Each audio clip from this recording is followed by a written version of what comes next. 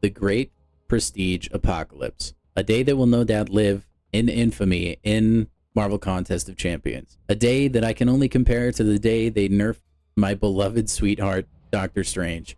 Today is a sad day. Today, many of you lost so much prestige. Some people up to 10,000. Majority of you probably 5,000. That prestige you worked so hard to develop and so hard to grow is now cooked. All so that they can introduce an adaptive quest that is just going to make the game worse. Let me tell you why. So first off, let's get into this quest. What is it? So for those of you that don't know, we used to have event quests that would come out every single month, and there would be a difficulty for each progression level. We'd have a progression level for Proven, for Uncollected, Cavalier, and so on and so forth. Until recently, when they decided that one quest fits all. And now they're going to make this quest based upon your prestige, which is what they call adaptive questing. Now, why do I not like this? It seems like a no-brainer, right? Your account is a certain level. Kabam wants to make sure you're actually enjoying the content they put out, and you're not just auto-fighting everything, which is what was getting done before. Well, first off, some people don't like to sweat really bad if they're playing stuff like this. The problem with this system is that it's just going to make the game worse. The problem I foresee, and this could be remedied if Kabam keeps a really close eye on things and makes sure things don't get too out of control, is that unless you're at the top, unless you're that big spender, which for those of you that don't know, the biggest whale in the game is about on this level of rewards, then you're going to be left in the dust because you're not getting the rewards that everybody else is getting. Now, what does that logically lead to? You have me, I would say a little bit above average player. I don't really spend money on the game, and I'm sitting at about 22k prestige. And so my rewards are not the best. And then you have, let's say, Jonathan, who's living life up here. Just because he spends a ton of money on the game, he gets significantly more rewards than me. He's going to get significantly more StatCast relic shards, rank up materials, even more Titan shards. And that's probably one of the more important things in the game. And because of that, he is going to be able to progress higher and higher and higher and higher. While I will be stuck down here, and in order to progress the same amount that he did, I may have to do 2 months worth or 3 months worth of questing, whereas he may only have to do 1.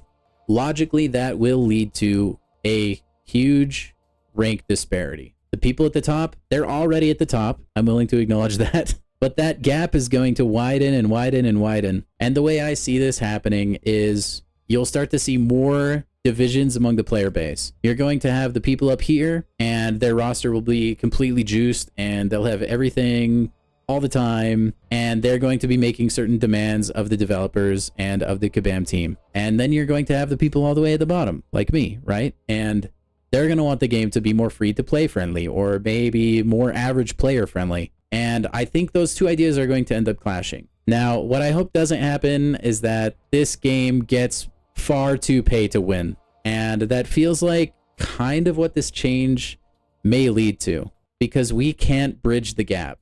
I personally am not a big fan of that. I really do think it's going to lead to problems down the line. Kabam has mentioned a couple times that they don't want to ruin the in-game economy, and they don't want people that spend to have too big of an advantage. Well, this tells you their priorities right there. I mean, they clearly don't care. They clearly don't mind if that gap just widens and widens and widens, and it is seriously going to lead to problems if they don't handle it properly. Now, I know that was maybe a long-winded explanation, but there is another piece of this that I am not a huge fan of, and that is because it forces you to play the game a certain way. For those of you that haven't dropped by my stream, let me just give you a quick rundown on my account. I have been playing this game since launch. My prestige is remarkably low from what you would expect of a player that's been playing this long. Have I taken breaks? Yes, but for the most part, I've been an active player. I've been in and out of the game, but mostly in. And my prestige, I would say, is fairly low. Now, the reason for that, not only do I not really spend money on the game, but I love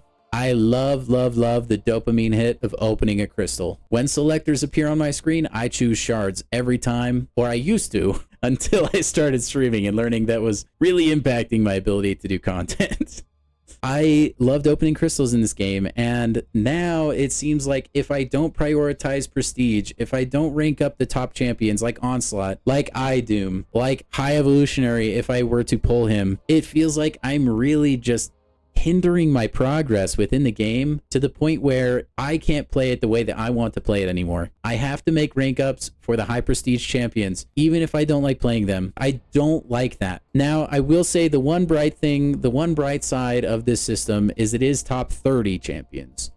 So there is wiggle room. If you want to make a fun rank up, you definitely can. The only downside to that is you have to have the high tier try hard rank up on the other end to balance out that prestige disparity. And I don't like that. I don't like being forced into rank ups. I want to be able to rank champions that I really enjoy playing. Champions like Venom, champions like Rintra. Although, I mean, those are good champions, right? But I also just really like playing them. I think it takes away some of the spirit of the game a little bit. I gotta say, this, along with some of the other monetization of this game lately, paywalls, prestige-based rewards, it feels like it's moving too much towards pay to win. And that worries me a lot. Anyway, guys, if you agree with some of my points in this video, I know that was a lot. I can get pretty rambly. Some of the thoughts may be a little bit unorganized. I kind of just did this on a whim. If you agree with some of them, please drop a comment down below expressing how you feel about everything. I will say just really quick, I don't feel like the EQ is too difficult. I don't think the Elder difficulty is too difficult compared to how the Valiant Gauntlet was. So I didn't really want to focus on that for this video. I mostly want to focus on how it's going to impact the overall gaming experience and potentially the economy of this game moving forward. So if you guys have input or thoughts you want to share, I'm definitely interested. Please leave them down below. My opinions are always changing. I've only had a few days with this new prestige system, so there's definitely a lot to think about and a lot to mull over. I just wanted to express my thoughts to you guys and kind of see where you're coming at it from. So anyway, thank you guys so much for watching. If you made it all the way to the end of the video, you're the best, and give yourself a crisp high five. Thank you for coming by, and I'll see you in the next one.